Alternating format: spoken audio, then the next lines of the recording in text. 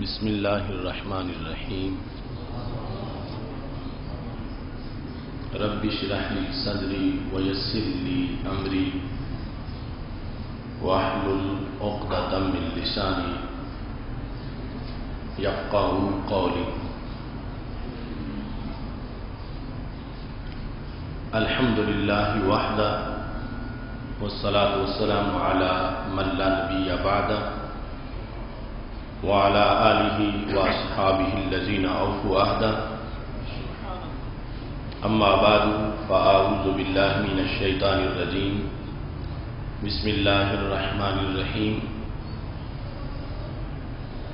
النبی اولی بالمؤمنین من انفسہم وازواجہ امہاتہم، صدق اللہ العظیم وصدق رسولہ النبی الکریم الامین۔ ان اللہ وملائکتہ یصلون علی النبی یا ایہا الذین آمنوا صلوا علیہ وسلموا تسلیما۔ الصلاۃ والسلام علیک یا سیدی یا رسول اللہ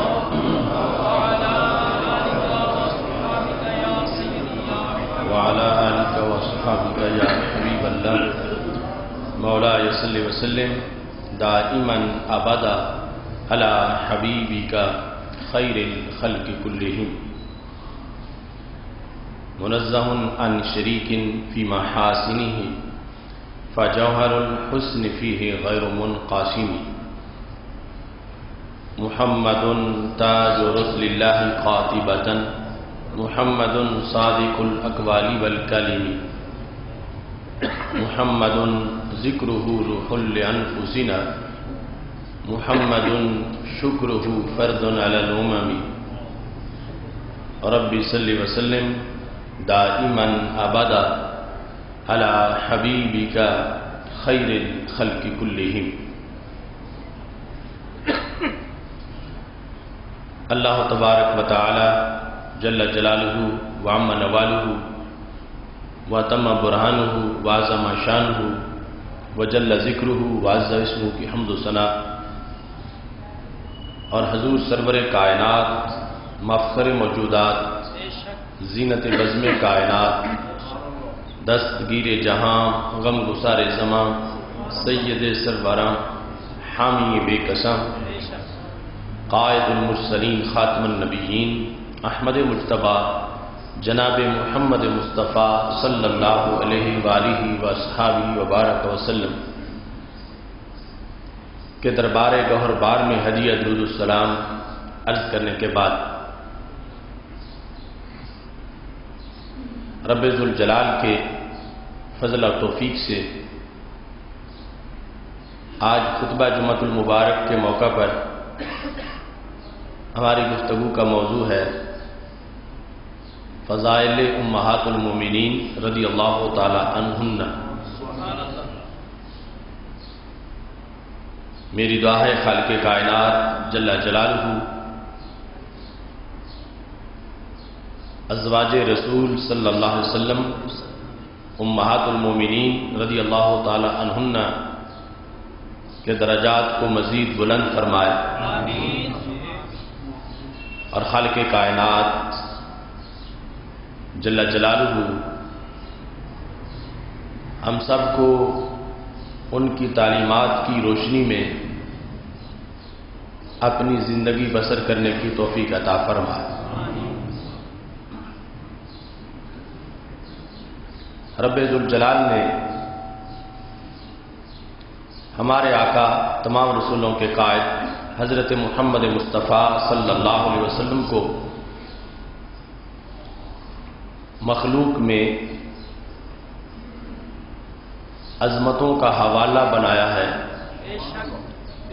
اور جس کی بھی آپ کی طرف نسبت ہوئی ہے اللہ نے اس کو عظمتیں عطا فرما دی۔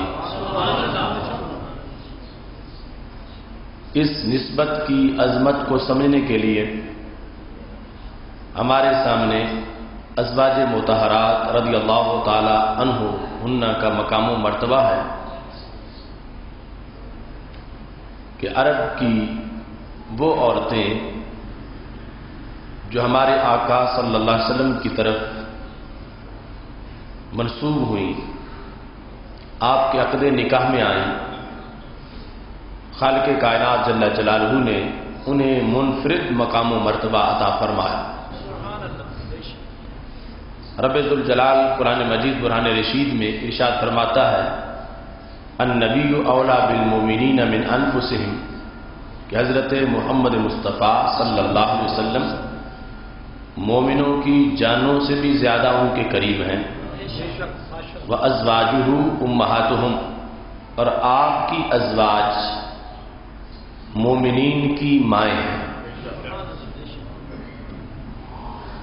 قرآن مجید برہان رشید میں خالق کائنات جل جلالہ نے دوسرے مقام پر ان ازواج مطہرات کو نساء النبی علیہ السلام سے تعبیر کیا، فرمایا یا نساء النبی، اے رسول اللہ صلی اللہ علیہ وسلم کی ازواج، اے میرے محبوب صلی اللہ علیہ وسلم کے عقد نکاح میں آنے والی عورتوں، لستن کاحد من النساء، تمہاری طرح کائنات کی کوئی عورت نہیں ہے، تم کسی اور عورت کی طرح نہیں ہو، تمہارا مقام و مرتبہ سب سے بلند ہے۔ جس طرح نبی اکرم نور مجسم شفیع معظم صلی اللہ علیہ وسلم کا فرمان بخاری شریف میں ہے، فرمان لستو کاحدکم یا لستو کاحیاتکم، میں تم میں سے کسی جیسا نہیں ہوں، میں تمہارے جیسا نہیں ہوں، تو مطلب ہے تم میرے جیسے نہیں ہو۔ یہ کس موقع پر فرمایا تھا؟ جب مسلسل روزے رکھے اور صحابہ کرام رضی اللہ تعالی عنہم نے بھی روزے رکھنا شروع کر دیے، صوم وصال، مسلسل روزہ، تو انہیں کمزوری لاحق ہوئی اور چلنا پھرنا بھی مشکل ہو گیا، تو نبی اکرم نور مجسم شفیع معظم صلی اللہ علیہ وسلم نے فرمایا کہ میرا معاملہ اور ہے، تمہارا معاملہ اور ہے، ابھی تو عند ربی، میں رات رب کے ہاں گزارتا، وہ مجھے کھلا دیتا ہے، پلا دیتا۔ تو ایسے ہی فرمایا قرآن مجید میں رب ذوالجلال نے کہ نبی اکرم نور مجسم شفیع معظم صلی اللہ علیہ وسلم کی ازواج تم دیگر عورتوں میں سے کسی عورت کی طرح نہیں، کاحد من النساء، کائنات میں ہر عورت ایک ایک کر کے ان کے ساتھ تمہارا تقابل کیا جائے تو تم ان میں سے کسی ایک کی طرح بھی نہیں۔ تو خلاصہ کیا بنا کہ کائنات کی جتنی عورتیں ہیں ان میں سے کوئی ایک بھی تمہاری طرح نہیں۔ آگے فرمایا اتقیتن، اگر تم رب سے ڈرتی ہو۔ اس کے بارے میں محدثین مفسرین کے دو اقوال ہیں، یا تو یہ ما قبل کی شرط ہے یا اس کا تعلق ما بعد کے ساتھ ہے۔ اگر ما قبل کی شرط ہو تو پھر یہ ہے کہ یہ جو تمہارا حکم ہے کہ تمہاری طرح کوئی نہیں، اس شرط کی بنیاد پر کہ تم رب سے ڈرتی رہو۔ اور دوسری تفسیر کے مطابق نا پہلا حکم تو مطلقاً ہے کہ تمہاری طرح کوئی نہیں ہے، تمہارے مقام و مرتبہ کو پہنچنے والی کوئی عورت نہیں ہے۔ آگے علیحدہ اللہ تعالیٰ کا حکم ہے کہ تم اگر اللہ سے ڈرتی ہو تو پھر یہ آئندہ احکام تمہارے لیے جو موجود ہے ان کی طرف خصوصی توجہ کرو۔ تو یہ دونوں آراء مفسرین کی اس سلسلہ میں موجود ہیں۔ بہرحال دونوں کی روشنی میں یہ طے شدہ بات ہے کہ جو مقام و مرتبہ ہمارے آقا صلی اللہ علیہ وسلم کی ازواج مطہرات رضی اللہ تعالی عنہن کا ہے، یقیناً وہ کائنات میں سب خواتین میں سے منفرد مقام و مرتبہ ہے۔ سید عالم نور مجسم شفیع معظم صلی اللہ علیہ وسلم نے اس سلسلہ میں اپنے مقدس فرامین میں جو ارشاد فرمایا اس میں ایک حدیث شریف کا حوالہ دیتے ہوئے اس عظمت کو بیان کرنا چاہتا ہوں کہ ہمارے آقا صلی اللہ علیہ وسلم ارشاد فرماتے ہیں ان اللہ عز وجل ابالی ان اتزوج الا اہل الجنہ، فرمایا کہ میرے رب نے مجھ پر یہ لازم کیا کہ میں صرف جنتی عورتوں سے شادی کروں، اور اللہ تبارک و تعالیٰ نے انکار کیا ہے کہ میں سوائے اہل جنت کے کسی سے شادی کروں۔ تو نبی اکرم نور مجسم شفیع معظم صلی اللہ علیہ وسلم کے عقد نکاح میں آنا کسی عورت کے لیے جنت کی ٹکٹ تھی، اور پاک محبوب صلی اللہ علیہ وسلم نے واضح فرما دیا کہ یہ انتخاب میرے رب کی طرف سے ہے، اور یہ حکم بھی میرے رب کی طرف سے ہے، اور میری طرف نسبت نکاح کی یہ کوئی معمولی نسبت نہیں ہے۔ میری طرف نکاح کی نسبت جب کسی خاتون کی ہوتی ہے تو فرمایا یہ اس کے جنتی ہونے کا اعلان ہوتا کہ وہ جنتی ہے، اس واسطے اس کی میرے ساتھ شادی ہو رہی ہے، کیونکہ خالق کائنات جل جلالہ نے یہ انکار کیا ہے کہ میں سوائے اہل جنت کے کسی سے شادی کروں۔ میں نے جس سے بھی شادی کی ہے اس کا جنتی ہونا پہلے طے شدہ تھا، پھر میں نے اس سے شادی کی ہے، اور خالق کائنات جل جلالہ نے میرے عقد نکاح کے لیے جن کو چنا ہے اللہ نے اپنے علم ازلی میں دیکھا ہے کہ ان کا کردار، ان کا ایمان اور ان کے جو عادات اور سیرت و کردار ہے وہ کتنا اعلیٰ ہے اور کتنا افضل ہے۔ فرمایا خالق کائنات جل جلالہ نے یہ پسند نہیں کیا کہ جس خاتون نے کچھ وقت کے لیے بھی جہنم میں جانا ہو وہ میرے عقد نکاح میں آئے، کیونکہ ویسے تو ہر مومن مرد اور ہر مومن عورت نے بالآخر جنت میں جانا ہی ہوتا، لیکن یہاں فرمایا کہ جس نے ڈائریکٹ جنت میں جانا ہے، رب ذوالجلال نے میرے عقد نکاح کے لیے ان خواتین کا انتخاب کیا ہے کہ جنہوں نے ایک سیکنڈ کے لیے بھی جہنم میں نہیں جانا، جنت میں جانا ہے۔ رب ذوالجلال نے مجھے ان سے شادی کرنے کا حکم عطا فرمایا۔ اب آپ اس سے اندازہ لگا سکتے ہیں کہ دنیا کا کوئی بادشاہ، دنیا کا کوئی جاگیردار، دنیا کا کوئی بڑے سے بڑے منصب والا، اس کی یہ شان نہیں کہ اس کے لیے رشتے کا جب انتخاب ہو رہا ہو تو اس شرط کو دیکھا جائے جو شرط میرے نبی علیہ السلام کے عقد نکاح کے لیے، اور یہ عظمت محبوب علیہ السلام کی وجہ سے ان کے لیے بھی ہے کہ انہیں پہلے جنتی بنایا گیا ہے اور پھر نبی علیہ السلام کے عقد نکاح کے لیے ان کو منتخب کیا گیا ہے۔ اور پاک محبوب علیہ السلام نے قیامت تک کے لیے یہ واضح کر دیا کہ تم جب امہات المومنین کا تذکرہ کرو گے، ازواج رسول علیہ السلام کا ذکر کرو گے تو کتنی ادب و احترام کے ساتھ اور کس عقیدے کے ساتھ کہ یہ وہ ہے کہ جن کو رب ذوالجلال نے ہمارے آقا صلی اللہ علیہ وسلم کے عقد نکاح میں لا کر جنت کی ٹکٹ عطا فرمائی ہے، اور محبوب علیہ السلام نے اپنی زبان سے ان کے جنتی ہونے کا اعلان کیا ہے۔ سید عالم نور مجسم شفیع معظم صلی اللہ علیہ وسلم کی ازواج مطہرات 11 ہے، اور اس کے علاوہ کچھ مملوکہ ہے رسول اللہ صلی اللہ علیہ وسلم کی طرف جن کی نسبت ملکیت کے لحاظ سے بھی ہے کہ وہ آپ کی مملوکہ ہے۔ پاک محبوب صلی اللہ علیہ وسلم کی تعدد ازواج کے لحاظ سے جو حکمتیں ہیں وہ ایک مستقل باب ہے کہ اس کے اندر کتنی رب ذوالجلال نے حکمتیں رکھیں اور اس کے کتنے فضائل و مناقب ہیں۔ ہمارے آقا صلی اللہ علیہ وسلم کی جو 11 ازواج مطہرات ہیں ان میں سے 10 کا تعلق عرب نسل سے ہے، اور ایک جو ہے ان کا تعلق بنی اسرائیل کے ساتھ ہے۔ جو 10 عرب ہے ان میں سے 6 کا تعلق خاندان قریش سے ہے۔ ان 6 میں سے حضرت خدیجہ بنت خویلد رضی اللہ تعالی عنہا، حضرت عائشہ صدیقہ بنت صدیق اکبر رضی اللہ تعالی عنہا، حضرت حفصہ بنت عمر بن خطاب رضی اللہ تعالی عنہا، حضرت ام حبیبہ بنت ابی سفیان رضی اللہ تعالی عنہا، حضرت ام سلمہ رضی اللہ تعالی عنہا، حضرت ام سلمہ بنت ابی امیہ رضی اللہ تعالی عنہا، اور ان کے ساتھ ہی حضرت سودا بنت زمع رضی اللہ تعالی عنہا، یہ 6 ازواج مطہرات ہیں کہ جن کا تعلق خاندان قریش کے ساتھ تھا، اور سید عالم نور مجسم شفیع معظم صلی اللہ علیہ وسلم کے عقد نکاح میں آئیں، اور ہر ایک کو رب ذوالجلال نے کائنات میں ہی جنتی ہونے کا اعزاز عطا فرمایا تھا۔ 4 جن کا تعلق قریش سے نہیں تھا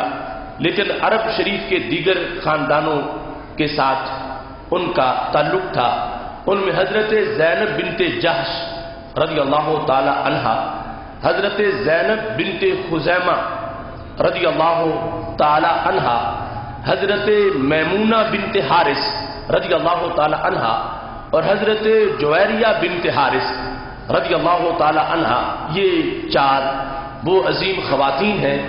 کہ نبی اکرم نور مجسم شفیع معظم صلی اللہ علیہ وسلم کے عقد نکاح میں آئیں، اور ان کا تعلق قریش سے نہیں تھا لیکن عرب شریف کی نسل سے ان کا تعلق تھا۔ یہ 10 وہ ہیں جن کا تعلق جو عربی النسل تھیں، اور حضرت صفیہ رضی اللہ تعالی عنہا، صفیہ بنت حیی، وہ نبی اکرم نور مجسم شفیع معظم صلی اللہ علیہ وسلم کے ساتھ رشتہ ازدواج میں منسلک ہوئیں، اور ان کی بھی بڑی شان ہے، بڑی عظمت ہے کہ نبی اکرم نور مجسم شفیع معظم صلی اللہ علیہ وسلم سے ایک موقع پر جب انہوں نے یہ درخواست کی کہ اللہ کے محبوب، آپ نے مجھے اپنے عقد نکاح میں قبول کیا ہے لیکن مجھے تو تانا ملتا ہے کہ تم عربی النسل نہیں ہو، اور مجھے آپ کی ازواج مطہرات یہ باتیں کرتی ہیں، تو پاک محبوب علیہ السلام نے فرمایا تم ان کو جواب کیوں نہیں دیتی کہ میں نبی کی بیٹی ہوں، نبی کی بہن ہوں اور نبی کی بیوی ہوں، کہ تم حضرت داؤد علیہ السلام کی بیٹی ہو، حضرت موسیٰ علیہ السلام کی بہن ہو،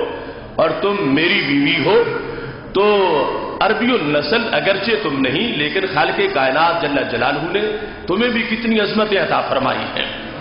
تو سید عالم نور مجسم شفیع معظم صلی اللہ علیہ وسلم کی یہ ازواج، قرآن مجید برہان رشید نے ان کو کہا ازواجہ امہاتہم، سرکار کی طرف ایک نسبت ہے ان ازواج کی، اور ان ازواج کی طرف نسبت ہے مومنین کی، اور مومنین کی طرف ان کی نسبت ہے ازواجہ امہاتہم، ازواجہ سرکار کی ازواج، امہاتہم مومنین کی مائیں ہیں۔ تو اس سے یہ پتہ چلتا ہے کہ سید عالم نور مجسم شفیع معظم صلی اللہ علیہ وسلم کی نسبت میں عظمت کتنی ہے کہ پاک محبوب صلی اللہ علیہ وسلم کی طرف ان کی نسبت ہوئی زوجہ ہونے کے لحاظ سے، اور عظمت کتنی ملی اور مقام کتنا ملا کہ کوئی عورت ایسی ہے جس کا 1 بیٹا ہے، کوئی وہ ہے جس کے 2 بیٹے ہیں، کوئی وہ ہے جن کے 3 بیٹے ہیں، اور یہ وہ مقدس خواتین ہیں جن کے اربوں بیٹے ہیں۔ ازواجہ امہاتہم، نبی اکرم نور مجسم شفیع معظم صلی اللہ علیہ وسلم کی ازواج امہات ہیں سارے مومنوں کی، جو اس وقت تھے ان کی بھی اور جو قیامت تک آنے والے ہیں ان کی بھی۔ اور نسبت نبی علیہ السلام میں کس قدر ترقی ہے اور کتنا جلد یہ نسبت عظیم بنا دیتی ہے۔ ویسے کوئی خاتون کسی ایک بچے یا بچی کے لیے ماں کہلائے، اس کے لیے بھی ایک وقت درکار ہے، وہ وقت گزرے گا تو پھر اس پر کا اطلاق ہوگا، کسی ایک کی ماں بنے گی۔ مگر میرے نبی علیہ السلام کی شان یہ ہے، ادھر نکاح ہوتا گیا، نسبت ملتی گئی، اگلی گھڑی میں وہ خاتون اربوں کے لیے یہ مقام حاصل کر گئی، کروڑوں کے لحاظ سے، کروڑوں لاکھوں کروڑوں اربوں کے لحاظ سے اس کو یہ مقام و مرتبہ ملا کہ اسی وقت وہ ام المومنین، اسی وقت اس کو ام المومنین کا یہ شرف مل گیا، اسی وقت اس کو یہ اعزاز مل گیا ہے۔ اور پھر یہ کوئی معمولی بات نہیں، ماں کا بیٹا، اس کے لحاظ سے ماں کو اجر ملتا ہے، ماں کو ثواب ملتا ہے، ماں کا ایک مرتبہ ہوتا ہے، ماں کا ایک مقام ہوتا ہے، اس کی عظمتوں کے لحاظ سے ماں کی ایک بلند حیثیت ہوتی ہے۔ تو سید عالم نور مجسم شفیع معظم صلی اللہ علیہ وسلم کی نسبت کے لحاظ سے آج لوگ شک کرتے ہیں کہ کچھ ملتا ہے یا نہیں ملتا، کچھ دیتے ہیں یا نہیں دیتے، تو جو امہات المومنین کو امہات المومنین مانتا ہے تو وہ سوائے اہل سنت کے عقیدے کے اس عظمت کا پورا اعتراف کر ہی نہیں سکتا، اور جو مانے گا اس کو عقیدہ اہل سنت کی عظمت کا اعتراف کرنا پڑے گا کہ میرے محبوب علیہ الصلوۃ والسلام کی نسبت سے فائدہ کتنا ہوتا ہے، انسان نوازا کتنا جاتا ہے، عظمت کتنی ملتی ہے کہ ایک عام عرب کی خاتون جس کی ویسے کوئی حیثیت نہ تھی، سید عالم نور مجسم شفیع معظم صلی اللہ علیہ وسلم کے ساتھ نسبت ہوئی ہے، خالق کائنات نے اسی لمحہ ان کو کروڑوں اربوں انسانوں کے لیے ہونے کا درجہ عطا فرما دیا ہے۔ اگرچہ ویسے بھی ازل سے ان کا انتخاب تھا، اور لیکن جو میں نے کہا ویسے ان کی کوئی حیثیت نہ تھی، وہ اس بنیاد پر کہ اگر ازل سے ان کا سرکار کے لیے انتخاب نہ ہوتا، اور جب رب ذوالجلال نے ازل سے انتخاب کیا ہوا تھا، پھر تو وہ اس نسبت میں آنے سے پہلے بھی ان کی ہر گھڑی عظمت میں گزری،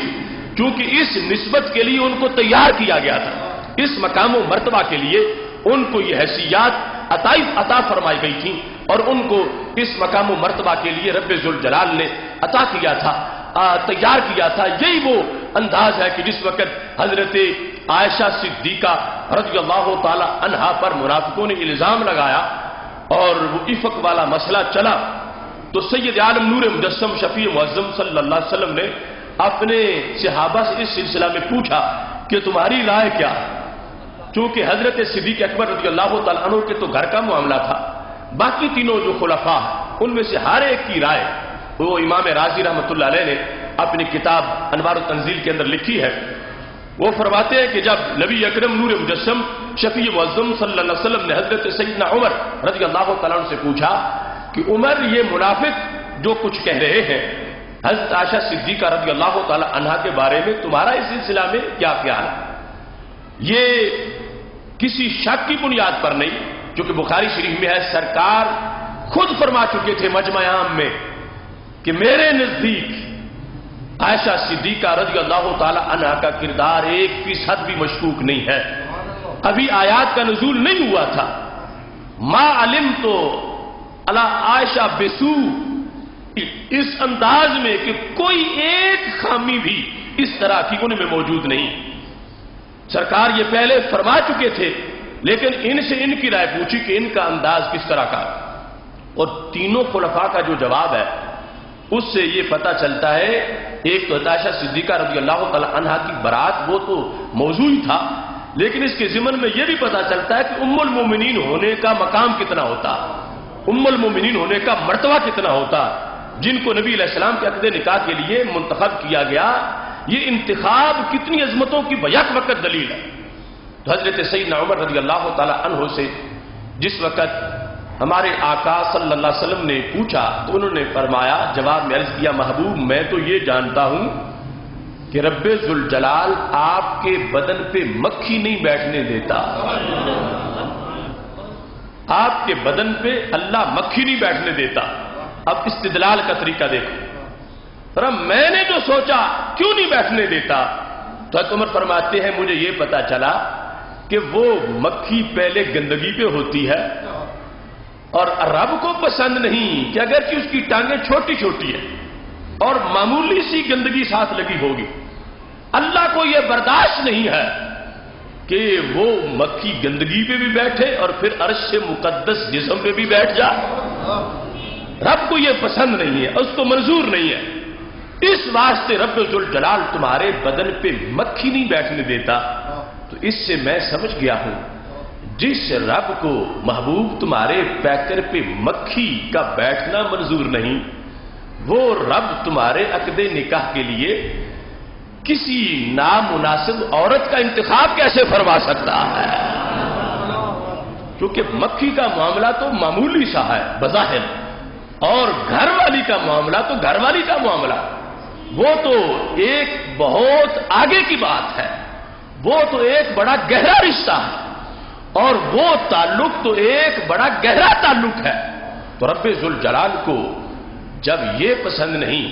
کہ مکھی گندگی پہ بھی بیٹھے اور پھر ادھر آ کے بیٹھے کہ یہ مقام رسالت کے شایان شان نہیں ہے، تو جو رب مکھی کو نہیں بیٹھنے دیتا وہ کسی نامناسب کردار والی خاتون کو محبوب آپ کی زوجہ کیسے پسند کر سکتا ہے؟ تو جب اس رب کی مرضی سے ہوا، اس رب کے حکم سے ہوا، تو پھر میرا تو یہ یقین ہے کہ حضرت عائشہ صدیقہ رضی اللہ تعالی عنہا کا کردار شبنم سے بھی شفاف نظر آتا ہے۔ جس وقت حضرت عثمان غنی رضی اللہ تعالیٰ عنہ سے یہ پوچھا گیا، سید عالم نور مجسم شفیع معظم صلی اللہ علیہ وسلم نے پوچھا عثمان تمہاری کیا رائے ہے؟ ان کا انداز دیکھو کتنا خوبصورت ہے۔ کہنے لگے یا رسول اللہ صلی اللہ علیہ وسلم میں اس چیز کا گواہ ہوں کہ آپ کا سایہ زمین پہ نہیں پڑتا، آپ کا سایہ زمین پہ نہیں پڑتا، باقی لوگوں کا سایہ پڑتا ہے، آپ کا سایہ زمین پہ نہیں پڑتا۔ اس کی حکمت جو میں سمجھا ہوں وہ یہ ہے کہ کہیں کسی کا اوپر قدم نہ آ جائے، آپ کے سائے پر کسی کا قدم نہ آ جائے۔ تو کہا محبوب پھر یہ جو مسئلہ آپ نے مجھ سے پوچھا میں نے اسی سے عرض کیا، جس رب کو یہ پسند نہیں کہ آپ کے سائے پر کسی کا قدم آ جائے، وہ رب کیسے پسند کر سکتا ہے کہ کوئی نامناسب کردار والی خاتون تمہارے عقد نکاح میں آ جائے؟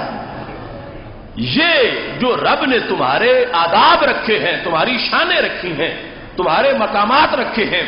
ان سے ہمیں پتا چل رہا ہے کہ رب ذوالجلال نے جن عورتوں کا، عظیم خواتین کا تمہارے لیے انتخاب کیا وہ کتنی عظیم ہے، ان کا مقام و مرتبہ کتنا اونچا ہے، وہ کتنے تقدس اور کتنے طہارت کے مرتبہ و مقام پر فائز ہیں۔ اس واسطے حضرت عثمان غنی رضی اللہ تعالیٰ عنہ نے کہا یہ سوچا بھی نہیں جا سکتا جو منافق باتیں کرتے ہیں، اس واسطے کہ جو رب محبوب آپ کے سائے پہ کسی کا قدم نہیں آنے دیتا، وہ رب کبھی بھی آپ کے لیے کسی ایسی خاتون کا انتخاب نہ کرتا۔ جب رب ذوالجلال نے یہ کیا ہے انتخاب، تو پتہ چلا کہ ان کا کردار بہت ہی صاف اور شفاف ہے۔ حضرت سیدنا علی المرتضی رضی اللہ تعالیٰ عنہ سے جب ہمارے آقا صلی اللہ علیہ وسلم نے پوچھا کہ آپ کی رائے کیا ہے، تو انہوں نے کہا یا رسول اللہ صلی اللہ علیہ وسلم میں تو اتنا جانتا ہوں کہ جماعت ہو رہی تھی، آپ امامت کروا رہے تھے، ہم پیچھے نماز پڑھ رہے تھے، حالت نماز میں آپ نے اپنے نالین اتارے تھے اور ہم نے بھی اتار دیے تھے۔ جب آپ نے سلام پھیرا تھا تو آپ نے پوچھا تم نے کیوں اتارے؟ تو ہم نے کہا محبوب آپ نے اتارے تو ہم نے بھی اتار دیے۔ تو کہا میں نے تو اس لیے اتارے کہ جبریل علیہ السلام نماز میں آ گئے اور انہوں نے کہا کہ نال شریف کے نیچے نامناسب چیز لگی ہوئی ہے، تو محبوب حالت نماز میں آپ کے شایان شان نہیں کہ آپ رب سے ملاقات کر رہے ہو اور وہ نال آپ کے قدم میں ہو، اس واسطے آپ کے بلند مقام کی وجہ سے رب نے مجھے عرش سے بھیج دیا ہے، سدرہ سے بھیج دیا کہ یہ نالین قدموں سے جدا کر دے۔ تو حضرت علی رضی اللہ تعالی عنہ کہنے لگے جس رب کو آپ کے نالین کے نیچے لگی ہوئی تھوڑی سی گندگی بھی پسند نہیں، وہ رب آپ کی زوجہ کے بارے میں کیسے یہ پسند کر سکتا ہے کہ وہاں کردار کی کوئی آلودگی موجود ہو؟ اس بنیاد پر علی کا یہ فیصلہ ہے کہ رب ذوالجلال نے حضرت عائشہ صدیقہ رضی اللہ تعالی عنہا کو ستھرا کردار عطا فرمایا ہے۔ ان تینوں اقوال کی روشنی میں جو خلفائے ثلاثہ کی اقوال ہیں، اب دیکھو کہ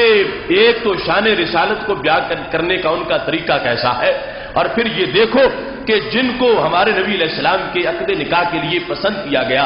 جو ازواج رسول علیہ السلام ہیں اور امہات المومنین رضی اللہ تعالی عنہن ہے، ان کا مقام و مرتبہ کتنا اونچا ہے، کتنا ان میں تقدس ہے، کتنی پارسائی ہے، کتنی عظمت ہے کہ خالق کائنات جل جلالہ نے ان کا ازل سے انتخاب کیا، اور ازل سے انتخاب میں اللہ تو علیم بذات صدور ہے، اس کے لیے ازل میں بھی جو مستقبل ہے حال کی طرح سامنے موجود تھا اور اسے کوئی چیز چھپی ہوئی نہیں تھی، اس کا انتخاب اس بات کی دلیل ہے کہ رب ذوالجلال نے اس عہد کی جو عظیم ترین خواتین تھیں ان کا انتخاب ہمارے نبی علیہ الصلوۃ والسلام کے لیے فرمایا تھا۔ کیونکہ دوسرے مقام پر مستدرک للحاکم حدیث شریف موجود ہے، ہمارے آقا صلی اللہ علیہ وسلم ارشاد فرماتے ہیں ان اللہ اختارنی واختار لی اصحابا فجعل لی منہم وزرا وانصارا واسحارا، فرمایا رب ذوالجلال نے اپنے لیے مجھے چنا تھا اور میرے رب نے میرے لیے میرے صحابہ کو چنا تھا. سرکار کا ہر صحابی بھی رب کا چناؤ ہے. تو ہر زوجہ وہ صحابیہ بھی ہے اور زوجہ بھی ہے، وہ اہل بھی ہے اور زوجہ بھی ہے، صحابیہ بھی ہے اور اہل بھی ہے. ان کا انتخاب کتنا بڑا انتخاب ہوگا. اور پھر فرمایا ایک انتخاب تو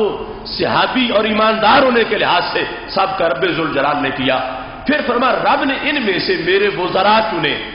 رب نے ان میں سے میرے انصار چنے، مددگار چنے، اور اللہ نے ان میں سے خود ہی میرے سسرال چنے.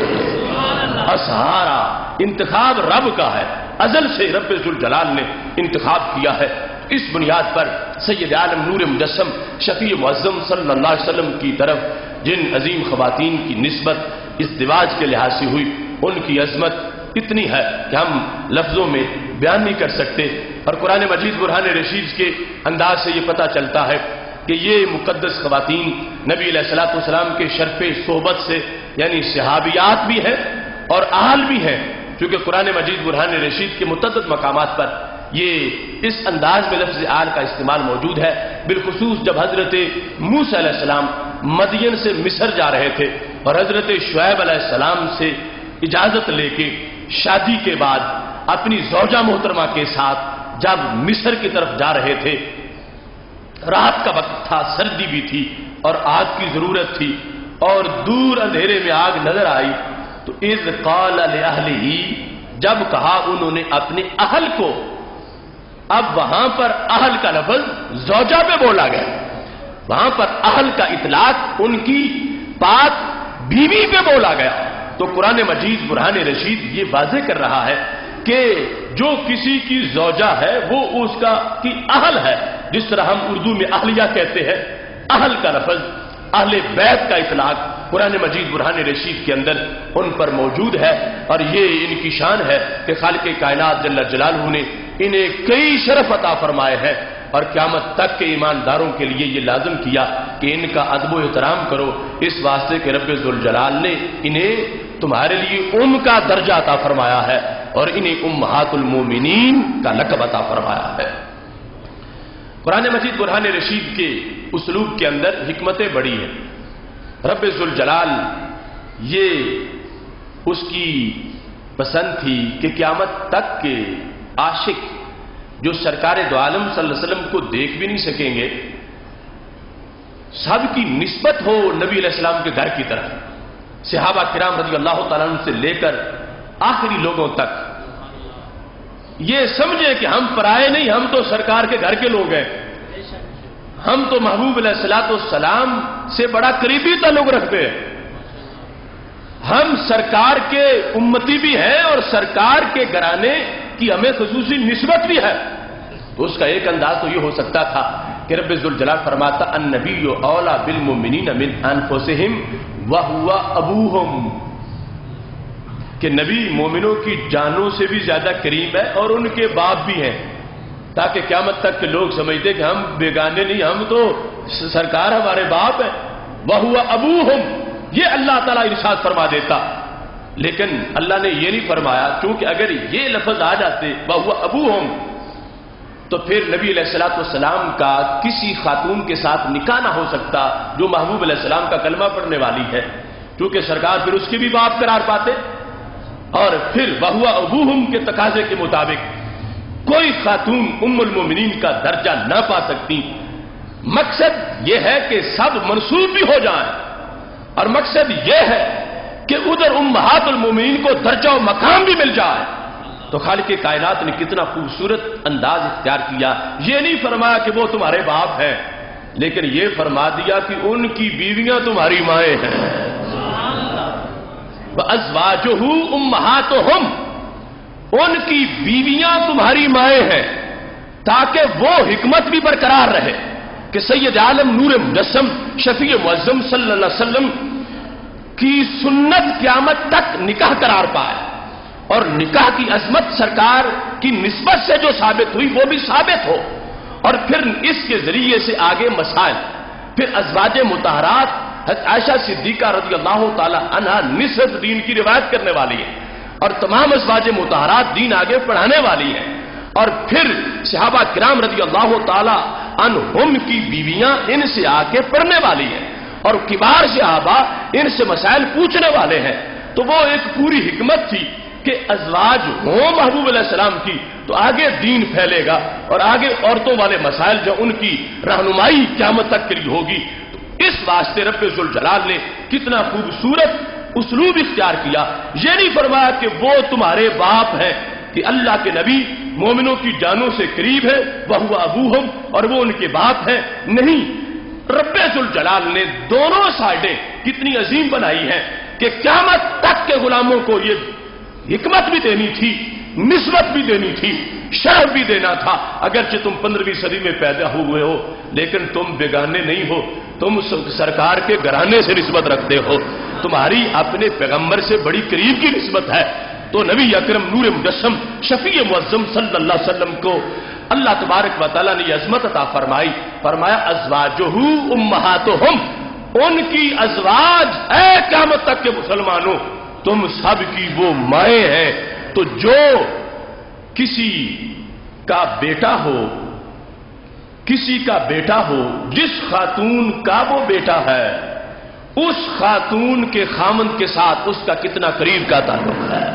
کتنا گہرا رشتہ ہے اور کتنا عظمت والا رشتہ ہے۔ تو رب ذوالجلال نے سید عالم نور مجسم شفیع معظم صلی اللہ علیہ وسلم کی امتیوں کو یہ عظمت اس انداز میں عطا فرما دی، ازواجہ امہاتہم، آپ صلی اللہ علیہ وسلم کی بیویاں مومنوں کی مائیں ہیں، صرف اس وقت کے مومنین کی نہیں، قیامت تک کے مومنین کی مائیں ہیں۔ اس بنیاد پر ایسا گہرا رشتہ ہر امتی کو ملا کہ سید عالم نور مجسم شفیع معظم صلی اللہ علیہ وسلم نے ان کو اپنی طرف منسوب کر لیا، اور خالق کائنات جل جلالہ نے فرمایا کہ یہ میرے محبوب علیہ السلام کے حرم میں جو آنے والی ہے، آپ کے عقد نکاح میں جو آنے والی ہیں، اتنی عظیم ہے کہ خالق کائنات نے ان کو تمام مسلمانوں کی ماؤں کا درجہ عطا فرما دیا ہے۔ ان میں سے ہر ایک کی شان بلند و بالا، حضرت خدیجہ بنت خویلد رضی اللہ تعالی عنہا نبی اکرم نور مجسم شفیع معظم صلی اللہ علیہ وسلم کی وہ زوجہ محترمہ ہے کہ جن کو علل اطلاق اسلام قبول کرنے کے لحاظ سے پہلا نمبر حاصل ہے، یعنی جو اختلاف ہے وہ بعد والوں کے لحاظ سے ہے کہ ان میں سے پہلا کون ہے۔ حضرت خدیجہ رضی اللہ تعالی عنہا سب سے پہلے علل اطلاق مردوں، عورتوں، بچوں کے لحاظ سے مطلقاً اس پوری امت میں سے قیامت تک جو کلمہ پڑھنے والے ہیں، ان سب میں سے پہلے نمبر پر میرے نبی علیہ الصلوۃ والسلام کو محمد الرسول اللہ جنہوں نے کہا وہ حضرت خدیجہ رضی اللہ تعالی عنہا ہے، اور پہلا قدم میرے محبوب علیہ السلام کی ہمراہ اس دین کی سربلندی کے لیے جو اٹھا وہ قدم حضرت خدیجہ رضی اللہ تعالی عنہا کا قدم ہے۔ اور سید عالم نور مجسم شفیع معظم صلی اللہ علیہ وسلم نے ان کے اس انداز کو خود سراہا ہے، اور ایک مقام پر جس وقت حضرت عائشہ صدیقہ رضی اللہ تعالی عنہا آپ نے یہ کہا محبوب حضرت خدیجہ کا ذکر تم بہت زیادہ کرتے ہو اور بہت زیادہ ان کی شان بیان کرتے ہو اور بہت زیادہ ان کی عظمت کا تذکرہ کرتے ہو، مجھے سمجھ نہیں آتی کہ ان کو یہ مقام و مرتبہ ایسا کس طرح ملا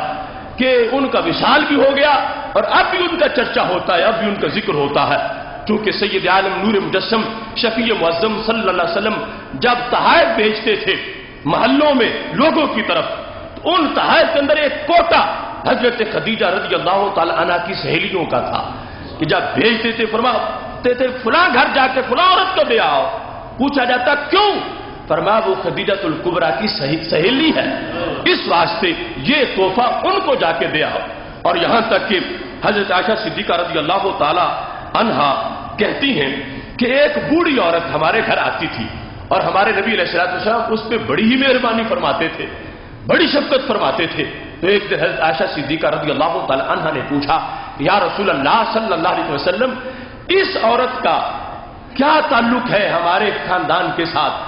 صحابیات دیگر بھی ہیں، ان کے لیے اتنا کرم نہیں ہوتا جتنا اس خاتون کے لیے ہوتا ہے۔ تو محبوب علیہ الصلوۃ والسلام نے فرمایا یا عائشہ تو انہا کانت تأتینا زمانہ خدیجہ، یہ میرے گھر حضرت خدیجہ کے زمانہ میں آیا کرتی تھی. انہا کانت تأتینا زمانہ خدیجہ تھا، حضرت خدیجہ الکبریٰ رضی اللہ تعالی عنہا کے زمانے میں یہ ہمارے پاس آیا کرتی تھی. یہ اس وقت کی ہمارے پاس آتی ہے، یہ اس زمانے کی میرے گھر میں آنے والی ہے. اس کی اسپیشلائزیشن یہ ہے کہ یہ اس وقت کی میرے گھر آتی ہے جب حضرت خدیجہ رضی اللہ تعالی عنہا ہوا کرتی تھیں. فرمایا وَإِنَّ حُسْنَ الْعَهْدِ مِنَ الْإِيمَانِ، فرمایا حسن عہد بھی ایمان کا حصہ ہے. یہ حسن عہد ہے اس کے لحاظ سے میں جو اس کے ساتھ ایسا منفرد سلوک کرتا ہوں اور زیادہ مہربانی کرتا ہوں، یہ حسن عہد ہے جو ایمان کا تقاضا ہے. اس بنیاد پر کہ یہ ہمارے پاس اس وقت بھی آتی تھیں جب حضرت خدیجہ الکبریٰ رضی اللہ تعالی عنہا زندہ ہوتی تھیں، تو ان کا جو سپیشل میرے دل میں احترام ہے یہ حضرت خدیجہ الکبریٰ کی وجہ سے ہے کہ یہ ان کی سہیلی ہے. اس وقت بھی آتی تھیں اور مجھے وہ زمانہ یاد آتا ہے جب یہ آتی ہیں تو میں ان کے لیے اپنے خصوصی کرم کا اہتمام کرتا ہوں. سیدہ خدیجہ الکبریٰ رضی اللہ تعالی عنہا وہ سید عالم نور مجسم شفیع معظم صلی اللہ علیہ وسلم کی وہ زوجہ ہے کہ جن کے ہوتے ہوئے ہمارے آقا صلی اللہ علیہ وسلم نے کوئی اور شادی نہیں کی، اور تقریباً 24 سال تک وہ میرے محبوب علیہ السلام کے عقد نکاح میں رہیں وصال سے پہلے. اور ان سالوں میں محبوب علیہ السلام نے کسی اور زوجہ سے شادی نہیں کی، اور حضرت خدیجہ الکبریٰ رضی اللہ تعالی عنہا نے قدم قدم پر اچھے مشورے بھی دیے اور نہایت مشکل حالات میں ساتھ بھی دیا. یہاں تک کہ جب حضرت عائشہ صدیقہ رضی اللہ تعالی عنہا نے ایک دن پوچھ لیا کہ محبوب اتنا ذکر کرتے ہو حضرت خدیجہ الکبریٰ رضی اللہ تعالی عنہا کا، تو اس کا سبب کیا ہے؟ تو وہ حدیث شریف طبرانی نے موجم کبیر میں ذکر کی ہے. میرے محبوب علیہ السلام نے کیا خوبصورت جملے ارشاد فرمایا لقد آمنت بی اذ کفر بالناس، فرمایا خدیجہ نے اس وقت میرا کلمہ پڑھا جب لوگ میرا انکار کر رہے تھے. لقد آمنت بی اذ کفر بی الناس، جب سارے لوگ مجھے نہیں مان رہے تھے. وہ اولیت والی گھڑی انہوں نے اس وقت بھی میرا کلمہ پڑھا، مجھ پہ ایمان لائی کہ جب لوگ میرا انکار کر رہے تھے. یہ پہلی بات ہے. پھر فرمایا وَآوَتْنِي إِذَا رَفَضَنِي النَّاسُ، انہوں نے مجھے اس وقت بھی میرے ساتھ ہمدردی کی جب لوگ مجھ سے دشمنی کر رہے تھے. رفض کا مطلب ہے چھوڑ دینا، پشت کر دینا، پیٹ کر دینا. فرمایا جب لوگ بے رخی کر رہے تھے میرے ساتھ، خدیجہ الکبریٰ رضی اللہ تعالی عنہا نے اس وقت بھی میرے ساتھ ہمدردی کی ہے. لغوی میں آوتنی کا معنی مجھے پناہ دی ہے. فرمایا جب لوگ بے رخی کر رہے تھے انہوں نے بے رخی نہیں کی، انہوں نے میرے ساتھ ہمدردی کی ہے. دوسری روایت میں واسطنی، مواسات کی ہے، میرے ساتھ ہمدردی کی ہے، میرا ساتھ دیا ہے. یہ نہیں کہا کہ اب ان پہ مشکل وقت آ گیا ہے تو میں جدا ہو جاتی ہوں یا کچھ وقت کے لیے میں سائڈ پہ ہو جاتی ہوں، حالات ان کے مشکل گزر جائیں تو پھر میں آ جاؤں گی. فرمایا نہیں، وہ گھڑیاں مجھے آج خدیجہ الکبریٰ رضی اللہ تعالی عنہا کی یاد ہیں کہ انہوں نے اس وقت بھی مجھے مانا، مجھ پہ ایمان لائی جب لوگ میرا انکار کر رہے تھے، اور اس وقت بھی انہوں نے میرے ساتھ پوری ہمدردی کی جب لوگ مجھ سے بے رخی کر رہے تھے اور میری طرف پشت کر رہے تھے. اور ساتھ ہی فرمایا وصدقتنی اذا کذبنی الناس، فرمایا اس وقت بھی انہوں نے میری تصدیق کی جب لوگ میری تکذیب کر رہے تھے. تصدیق کی میری، جب میں نے کہا کہ اللہ ایک ہے انہوں نے کہا تم سچ کہتے ہو. میں نے کہا میں اللہ کا رسول ہوں، انہوں نے کہا تم سچ کہتے ہو. فرمایا جب زمانے کے لوگ الناس کا لفظ بولا، فرمایا جب لوگ کذبانی مجھے میری تکذیب کرتے تھے. تکذیب کا معنی ہوتا معاذاللہ کسی کو جھوٹا کہنا. میں کہتا تھا اللہ ایک ہے، وہ کہتے تھے نہیں معاذاللہ تم جھوٹ بولتے ہو. میں کہتا تھا میں رب کا رسول ہوں، وہ میری تکذیب کرتے تھے، لیکن خدیجہ وہ خدیجہ ہیں، فرمایا صدقتنی، انہوں نے اس وقت بھی میری تصدیق کی جبکہ لوگ میری تکذیب کرنے والے تھے۔ اور اس کے بعد جملہ بولا، میرے محبوب علیہ السلام فرماتے ہیں رزقت منی الولد،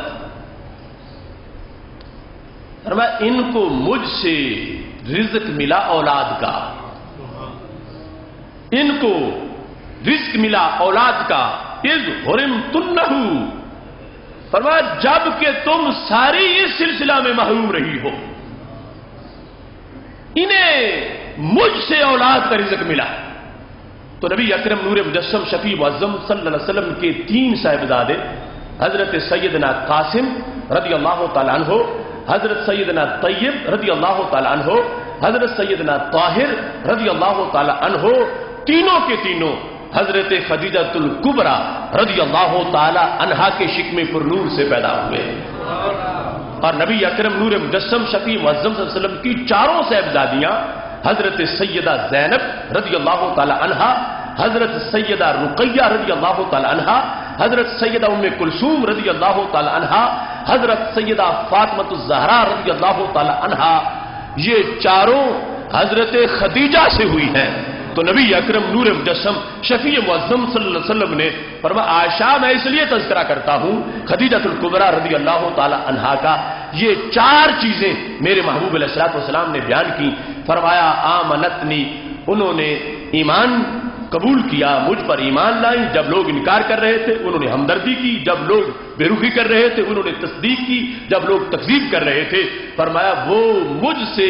تحفہ پا گئیں، رزق پا گئیں اولاد کا، جبکہ تم ساری دوسری محروم رہی ہو۔ تو نبی اکرم نور مجسم شفیع معظم صلی اللہ علیہ وسلم نے اس انداز میں اس کا تذکرہ کیا۔ باقی سیدنا حضرت ابراہیم رضی اللہ تعالیٰ عنہ جو ہمارے نبی علیہ الصلوۃ والسلام کے صاحبزادے ہیں، وہ حضرت ماریہ قبطیہ رضی اللہ تعالیٰ عنہا سے ہیں، جو کہ نبی علیہ الصلوۃ والسلام کی مملوکہ تھیں،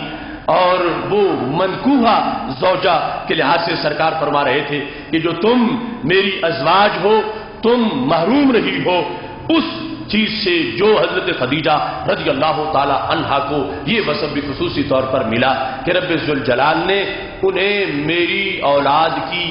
ماں کا مرتبہ عطا فرمایا، اور یہ رزق ملا ان کو مجھ سے اولاد کے لحاظ سے۔ ایک موقع پر حضرت جبریل علیہ السلام آئے ہوئے تھے اور انہوں نے سید عالم نور مجسم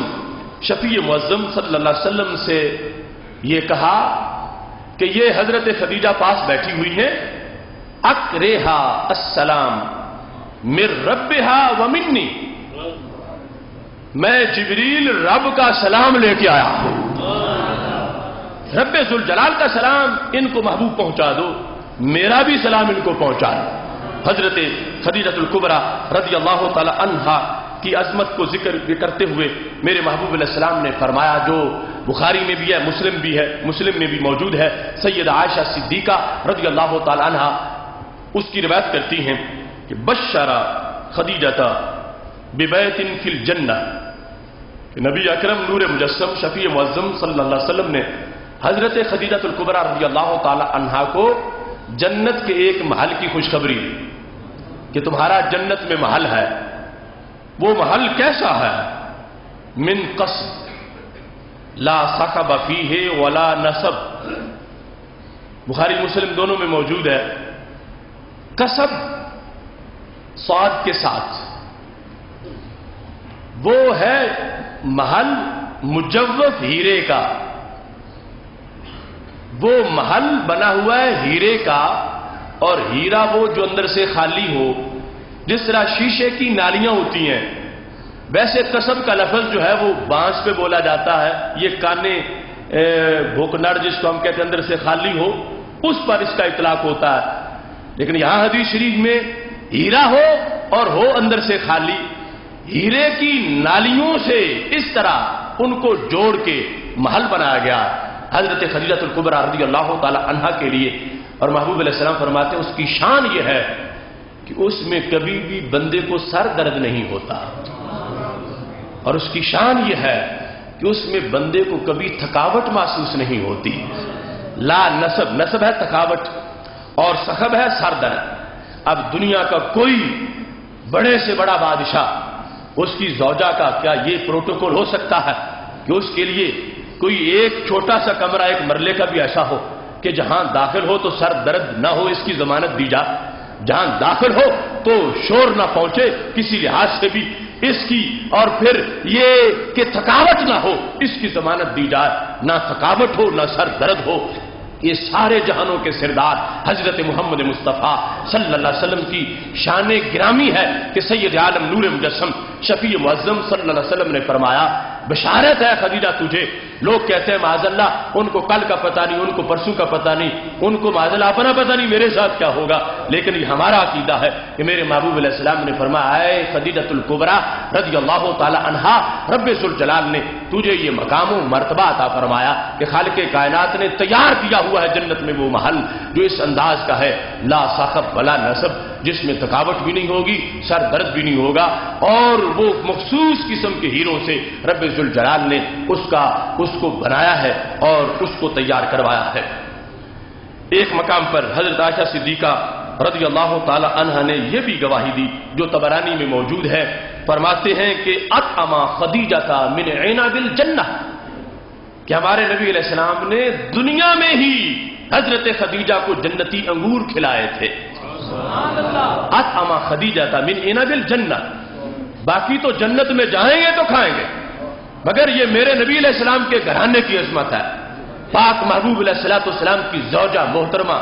کے لیے سرکار کا اہتمام کیسا ہے۔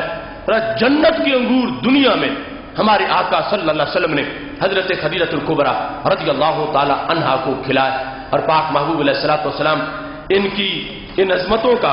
اکثر تذکرہ فرماتے تھے۔ اور ان کے بعد حضرت عائشہ صدیقہ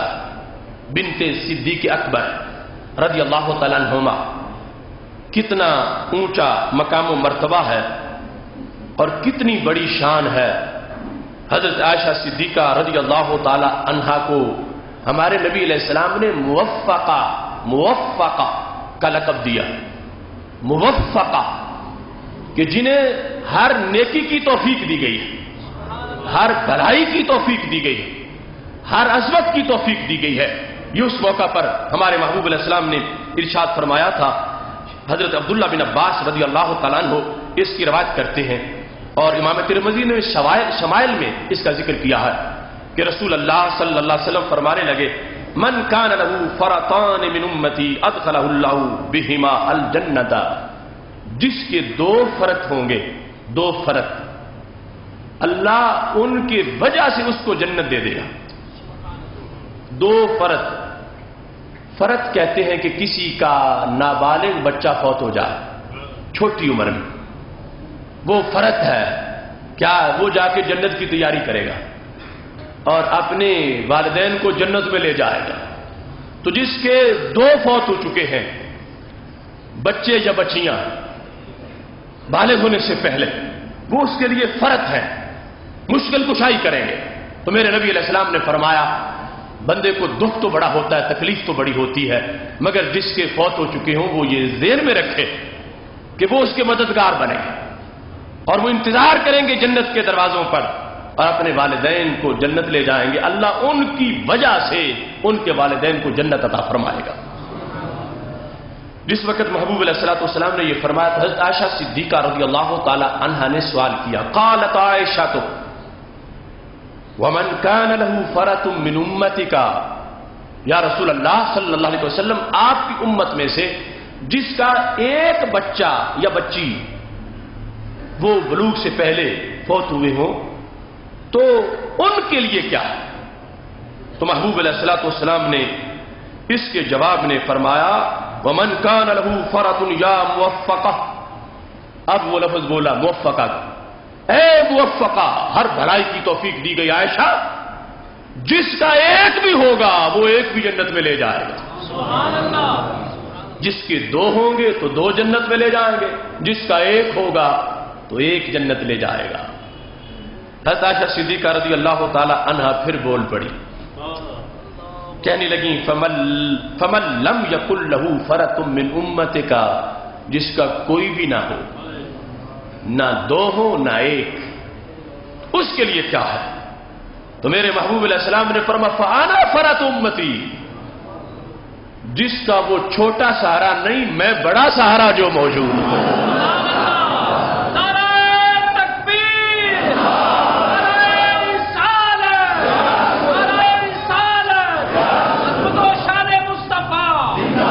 اب دیکھو، ایک خوشخبری ملی تو کس بنیاد پر؟ حضرت عائشہ صدیقہ کے سوال پر۔ پہلے انہوں نے ایک کے بارے میں پوچھا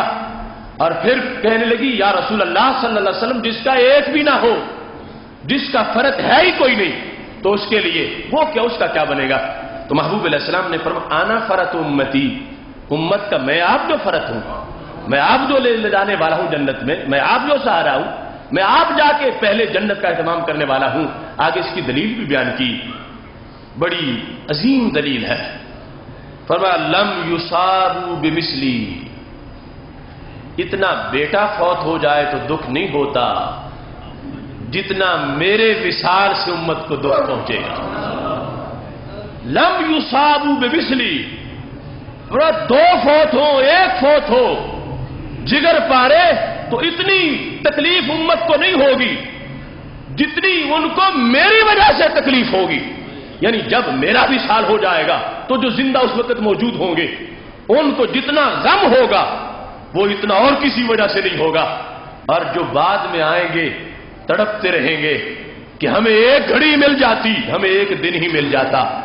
ہمیں اس زمانے کا ایک لمحہ ہی مل جاتا۔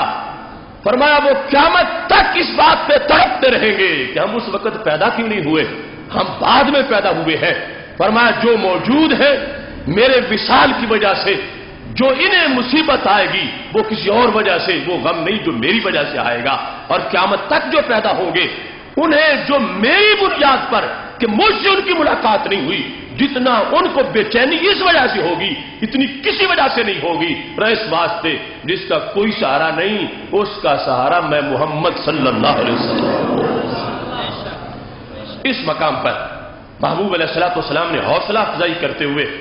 موفقہ کا لفظ بولا کہ اچھا سوال دروازے کھولتا ہے، اچھے سوال سے خوشخبریاں ملتی ہیں، اچھے سوال سے۔ اب اگر اس موقع پر حضرت عائشہ صدیقہ رضی اللہ تعالی عنہا سوال نہ کرتی تو یہ حجاب نہ اٹھتے، یہ دین ہم تک، یہ حقیقت جو موجود تھی ہم تک نہ پہنچتی، یا ان کے کہنے پر جو سرکار نے فوراً لائسنس جاری کیا یہ نہ ہوتا، ان کی وجہ سے ہوا ہے۔ تو محبوب علیہ السلام نے ان کی حوصلہ افزائی کرتے ہوئے فرمایا یا موفقۃ، اے عائشہ توفیق دی گئی عائشہ، یہ سن لو جس کا کوئی نہیں ہوگا اس کا میں ہوں، اور اللہ کے فضل سے میں اس کو جنت میں لے جانے والا ہوں۔ سیدہ عائشہ صدیقہ رضی اللہ تعالی عنہا، آپ کا مقام و مرتبہ صدق و صفا کے لحاظ سے، علوم دینیہ کے لحاظ سے ہر انداز میں منفرد اور بلند و بالا ہے۔ صحابہ کرام رضی اللہ تعالی عنہم بڑے مشکل مسائل میں جب اٹک جاتے تھے تو ان سے پوچھتے تھے، یہاں تک کہ شرح معانی الاثار جو امام طحاوی کی کتاب ہے وہاں پر غسل کے ایک مسئلے میں کبار صحابہ جن میں حضرت سیدنا علی المرتضی رضی اللہ تعالی عنہ بھی تھے، جب اس مسئلے میں اٹک گئے تو حل کسی سے نہیں ہوا، تو حضرت علی رضی اللہ تعالی عنہ نے فرمایا اگر اس کا جواب دے سکتی ہیں تو عائشہ صدیقہ دے سکتی ہے، اور پھر باقاعدہ آدمی بھیجا گیا سید عائشہ صدیقہ رضی اللہ تعالی عنہا کے پاس، انہوں نے مسئلے کا جو جواب دیا وہ تمام صحابہ نے قبول کیا۔ تو اس طرح ایک بار نہیں، دو بار نہیں، ایسے درجنوں مقامات ہیں کہ جہاں کبار صحابہ رضی اللہ تعالی عنہم نے بھی حضرت عائشہ صدیقہ رضی اللہ تعالی عنہا سے دین کے مسائل میں رہنمائی حاصل کی ہے۔ اور سید عالم نور مجسم شفیع معظم صلی اللہ علیہ وسلم نے یہ ارشاد فرمایا تھا خذو شطر دینکم من ھذہ عمیرہ، کہ اپنے دین کا آدھا حصہ عائشہ صدیقہ رضی اللہ تعالی عنہا سے حاصل کر لو۔ اور ہمارے آقا صلی اللہ علیہ وسلم نے ارشاد فرمایا اگر ایک طرف عائشہ صدیقہ رضی اللہ تعالی عنہا کے علم کو رکھا جائے اور دوسرے پلڑے میں پوری امت کی عورتوں کے علم کو رکھا جائے، فرمایا عائشہ صدیقہ کا پلڑا بھاری ہوگا۔ وہ علم میں رب ذوالجلال نے ان کو مقام و مرتبہ عطا فرمایا، اور اس انداز میں رسول اللہ صلی اللہ علیہ وسلم کے نزدیک ان کی شان ہے کہ ایک موقع پر حضرت سیدہ فاطمہ الزہرا رضی اللہ تعالی عنہا جب ہمارے آقا علیہ الصلوۃ والسلام سے کسی معاملہ میں گفتگو فرما رہی تھیں اور بات چلتے چلتے اس نوبت تک آئی کہ میرے محبوب علیہ الصلوۃ والسلام فرمانے لگے، اے فاطمہ، خلاصہ یہ ہے فإنی احب عائشہ فأحبها، عائشہ صدیقہ سے میں محبت کرتا ہوں اور تم میری بیٹی ہو، جس سے میں نے محبت کرنی ہے اس سے تم نے بھی محبت کرنی ہے۔ فإنی احب عائشہ فأحبها، فرمایا تم بھی ان سے محبت کرو، میں تمہیں بھی ان سے محبت کا حکم دے رہا ہوں۔ اور سید عالم نور مجسم شفیع معظم صلی اللہ علیہ وسلم نے خود ایک موقع پر دعا کے لحاظ سے یہ ارشاد فرمایا، جب رسول اللہ صلی اللہ علیہ وسلم تشریف فرما تھے اور اس مقام پر کشف الاستار میں وہ حدیث شریف موجود ہے، حضرت عائشہ صدیقہ رضی اللہ تعالیٰ عنہ کہتی ہیں کہ میں نے کہا یا رسول اللہ صلی اللہ علیہ وسلم ادعو اللہ لی، آپ میرے لیے دعا کریں کہ سرکار صلی اللہ علیہ وسلم خوش مزاجی میں تشریف فرما تھے، تو میں نے کہا اللہ کے رسول صلی اللہ علیہ وسلم آپ میرے لیے دعا فرمائیں۔ تو میرے نبی علیہ الصلوۃ والسلام نے دعا مانگی، اللہم اغفر لعائشہ، اے اللہ عائشہ صدیقہ رضی اللہ تعالی عنہا کی مغفرت فرما، لعائشہ، عائشہ کو بخش دے، کیا ما تقدم من ذنبها وما تاخر، جو کوئی پہلے غلطی ہو چکی ہے یا ہوگی۔ اب غلطی کا لفظ ان کے مقام کے لحاظ سے، یعنی خلاف اولا، یعنی غلطی سے مراد کوئی گناہ نہیں، کوئی جرم نہیں۔ ما تقدم من ذنبها، ذنب کا لفظ ہے جس کا ترجمہ غلطی سے کیا، مگر غلطی جو ہمارے عرف میں ہے وہ کوئی نہ سمجھے، یعنی ان کی شان کے لائق جو خلاف اولا کام ہے کہ کبھی نفل تہجد کے 10 پڑھے ہیں، 8 پڑھے ہیں، کبھی وقت تھوڑا تھا 2 پڑھے ہیں، تو یہ ہے خلاف اولا۔ ما تقدم من ذنبها وما تاخر، جو کوئی پہلے لغزش ہوئی یا بعد میں، اے اللہ وہ بخش دے۔ وما اسرت وما اعلنت، جو ظاہری یا پوشیدہ کوئی خطا ہے میرے اللہ عائشہ صدیقہ رضی اللہ تعالی عنہا کی وہ خطا بخش دے۔ چونکہ یہ تو شروع میں ذکر کر چکا کہ رب ذوالجلال نے نکاح کے لحاظ سے حکم دیا محبوب صرف جنتی خواتین سے آپ کا نکاح ہو، اہل جنت کا لفظ اس میں موجود ہے، ان اللہ ابالی ان اتزوج الا اہل الجنہ۔ اب حضرت عائشہ صدیقہ رضی اللہ تعالی عنہا نے جب یہ دعا سنی، فضحکت، عائشہ تو بہت خوش ہوئی، مسکرا پڑی، حتی سکت رأسها فی حجرها من الضحک، اتنا مسکرائیں کہ اپنا سر اپنی جھولی میں جا گرا، یعنی نیچے جھکتی گئی اس خوشی کی بنیاد پر، مسکراتے مسکراتے۔ تو میرے محبوب علیہ الصلوۃ والسلام نے جب یہ دیکھا، فقال رسول اللہ صلی اللہ علیہ وسلم ایسرو کے دعائی، اے عائشہ کیا میری دعا تمہیں بہت پسند آئی ہے، میری دعا نے تمہیں بہت خوش کیا ہے، ایسرو کے دعائی، میری دعا نے تمہیں بہت مسرور کیا ہے، بڑی تمہیں پسند آئی ہے۔ جب میرے محبوب علیہ الصلوۃ والسلام نے یہ فرمایا، فقالت مالی لا یسرنی، دعاؤں کا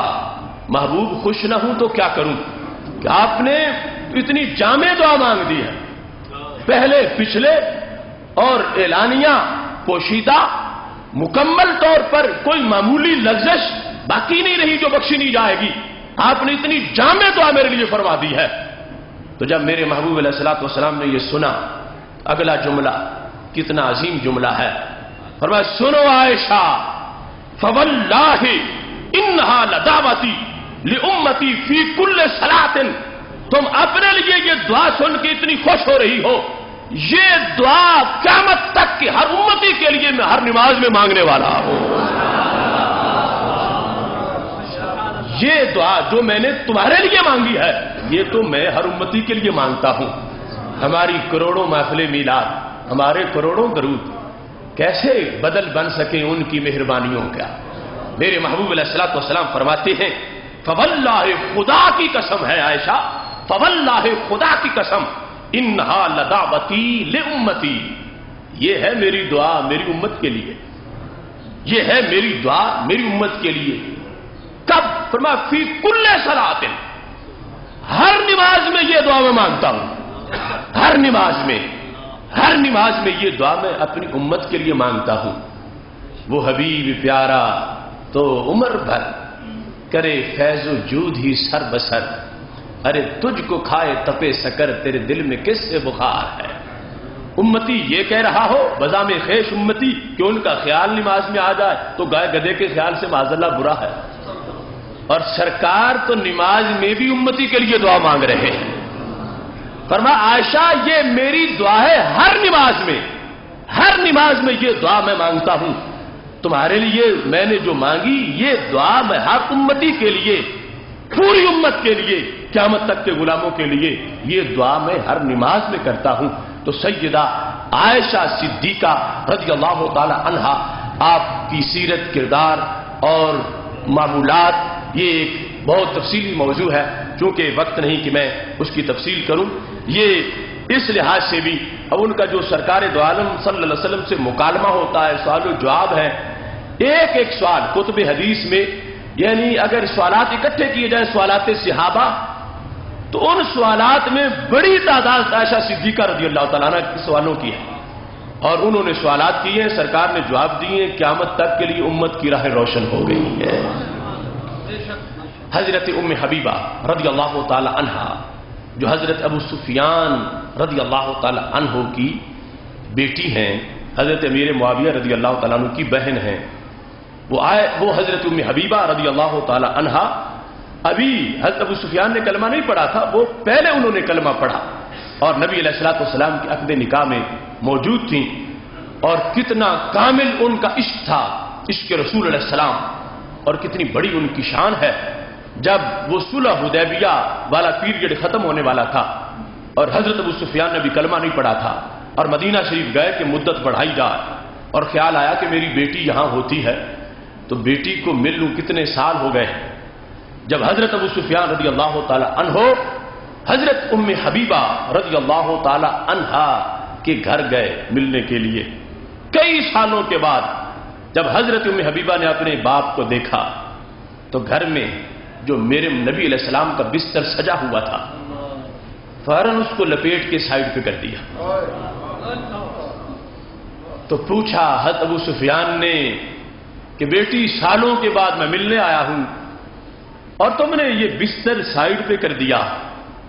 مجھے سمجھ نہیں آئی کہ مجھے بستر کے لائق نہیں سمجھا یا بستر کو میرے لائق نہیں سمجھا کہ تم میرے لیے کوئی نیا اور بچھانا چاہتی ہو۔ تو انہوں نے کہا انک رجل مشرک نجس، کہا یہ ہے اللہ کے رسول کا بستر اور تم ہو پلید انسان، یہ بستر بڑا پاک ہے، میں اس پاک بستر کے قریب مشرک کو نہیں جانے دوں گی۔ یہ بیٹی اپنے باپ کو کہہ رہی ہے۔ حضرت ام حبیبہ رضی اللہ تعالی عنہا انہوں نے واضح لفظوں میں کہا، کوئی جھجک محسوس نہیں کی، کہا کہ سید عالم نور مجسم شفیع معظم صلی اللہ علیہ وسلم جس بستر پہ بیٹھے وہ بستر بڑا عظمت والا بستر ہے، اور تم مشرک ہو، مشرک پلید ہوتا ہے، اور میں مشرک پلید کو اپنے محبوب علیہ السلام کے بستر کے قریب نہیں جانے دوں گی۔ محتشم سامعین حضرات، آج امت مسلمہ جن حالات سے گزر رہی ہے بڑے اندوناک حالات ہیں۔ قرآن مجید برہان رشید کے جلانے کی نازیبہ حرکت امریکی سرپرستی میں پھر ہوئی، پوری امت مسلمہ کے دل غمگین ہیں، زخمی ہیں۔ اس سلسلہ میں آج نماز جمعہ کے بعد احتجاجی مظاہرہ صاحبزادہ محمد داؤد رضوی صاحب کی قیادت میں ہوگا، اس میں آپ ضرور شرکت کریں اور اپنی غیرت ملی، غیرت دینی کو ہم مزید ہائی لائٹ کریں اور اس بات پر اپنے حکمرانوں کو مجبور کریں کہ وہ پادری واجب القتل ہے، اس کی حوالگی کا مطالبہ امت مسلمہ کا مشترکہ مطالبہ ہونا چاہیے، اور اگر وہ مجرم جو کروڑوں لوگوں پر حملہ کرنے والا وہ امریکہ مسلم امہ کے حوالے نہیں کرتا تو ہماری حکومتوں کو اپنے سفارتی تعلقات منقطع کرنے چاہیے. اور یہ بار بار جو ایسی جسارتیں ہو رہی ہیں اس میں سارے حکمرانوں کی سستیاں شامل ہیں، لیکن سب سے بڑھ کے سعودی عرب کے حکمرانوں کی سستی ہے کہ جن کے پاس وسائل ہیں، جن کی آواز ہے اور جو امت کے مرکز میں ہے اور جو ارض القرآن میں موجود ہیں، ایسی جسارتوں پر ان کی طرف سے کوئی رد عمل کہ جس کی بنیاد پر امت کو سکون میسر ہو وہ کبھی بھی سننے کو نہیں ملا. اس واسطے ہمارا ان سے بھی تقاضا ہے کہ وہ امریکہ کی آنکھوں میں آنکھیں ڈال کر یہ مطالبہ کریں کہ وہ پادری اعلانیہ توہین الوہیت کا بھی مرتکب ہے، توہین رسالت کا بھی مرتکب ہے، توہین قرآن کا بھی مرتکب ہے، اور وہ سب سے بڑا دہشت گرد ہے، اور اس دہشت گرد کو سزا دلوانا یہ امت مسلمہ کا حق ہے، اور وہ دہشت گرد امت مسلمہ کے سپرد کیا جانا چاہیے. اس بات کو ہر جگہ ہائی لائٹ کرنے کی ضرورت ہے. انشاءاللہ آئندہ جمعۃ المبارک کو 11 مئی کے موقع پر ادارہ صراط مستقیم پاکستان کے 5 سال مکمل ہو جانے پر یوم تاسیس کے موقع پر صراط مستقیم کنونشن کا انعقاد بھٹی میرج ہال میں ہو رہا ہے. آپ تمام حضرات کو اس میں دعوت ہے شرکت کی، اور دوسرے دوستوں تک بھی یہ پیغام پہنچائیں کہ سارے لوگ اس میں شرکت کریں، اور ساتھ یہ اعلان بھی ذہن میں رکھیں کہ جامع مسجد رضا مجتبیٰ کی تعمیر کے سلسلہ میں خصوصی طور پر تمہارے تعاون کی ضرورت ہے. آئندہ جمعۃ المبارک کو اعلان کیا جائے گا. آپ تمام حضرات مسجد رضا مجتبیٰ کی تعمیر کے سلسلہ میں خصوصی طور عطیات کا اہتمام کریں. اللہ سب کو اجر عظیم عطا فرمائے. وآخر دعوانا الحمد للہ رب العالمین.